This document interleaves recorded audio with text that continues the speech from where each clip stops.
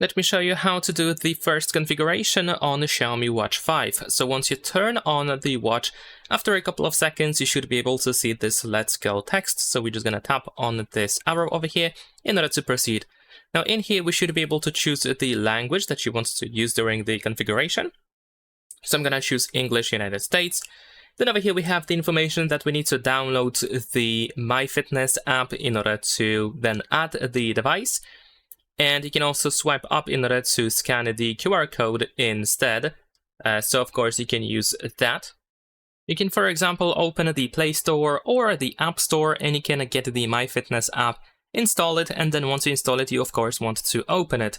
Then once you open it, let me actually go back over here, you want to go to device and you should be able to find the scanner, which we're gonna use. You can also press add a device instead if you want to connect using Bluetooth without scanning the QR code. And if you already have a device added in here, then you can use this plus in the upper right corner to find exactly the same list of options. Now in my case, I'm gonna use the scanner.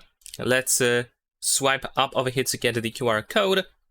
And now of course we're gonna scan it. There we go.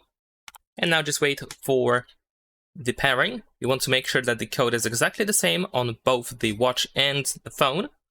Then over here we have the configuration of the phone, on the phone I mean. And we have the user experience program, which you can of course agree to use if you want to. We have the option to send usage and diagnostic data. We need to read and agree to user agreement and privacy policy before we continue. Both of these options can be disabled if you don't want them, so we can just go next. Then over here we have terms of service of Google because we actually have Wear OS provided by Google in here. So of course we can go through this list and you can decide to use location and usage and diagnostic reports. There we go. We need to grant all of these permissions to be able to properly use our smartwatch. So let's agree to grant the permission to the smartwatch. And now we just need to wait for the pairing to be complete. So let's patiently wait for that. Now we have parental controls. If you want to set them up, then of course you should be able to set it up quite easily over here. Or at least we can learn more about it. I'm not sure if we can actually set it up. I guess this is just an information that you can set it up. We can sign into our Google account. You can also skip if you don't want to sign in just yet. I'm gonna just use my my account. I'm gonna sign in. There we go. All right, after that we can tap on the next over here to just continue. We have some additional account info and connections. So let's just wait for the next prompt. There we go. We have the information about Gemini. And we're just going to tap on the next. Here we have the instruction on how to actually activate Gemini if you want to. If you want to ever use it with your smartwatch.